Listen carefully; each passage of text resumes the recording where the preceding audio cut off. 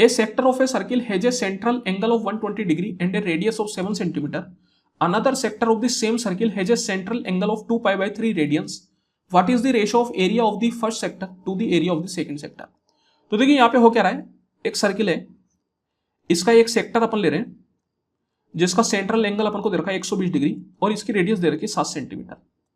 फिर यहां पर सेम सर्किल में एक दूसरा सेक्टर ले रहे हैं अपन जिसका सेंट्रल एंगल अपन को दे रखा है 2π/3 रेडियन.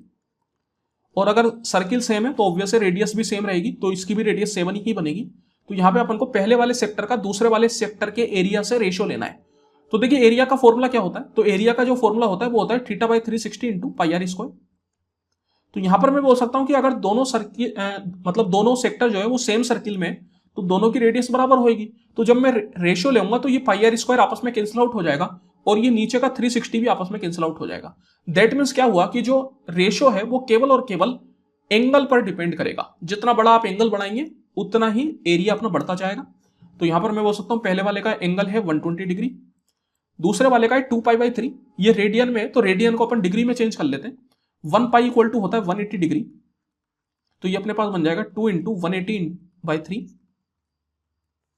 तो ये आप देखिए कितना हो गया, 3 से 60 बार में, और 60 दूनी 120. तो ये भी एक तरीके से आ गया 120. तो अगर आप रेशियो लेंगे तो रेशियो क्या बन जाएगा, 1:1. दैट मीन्स कि दोनों एरिया का जो रेशियो है वो है 1:1.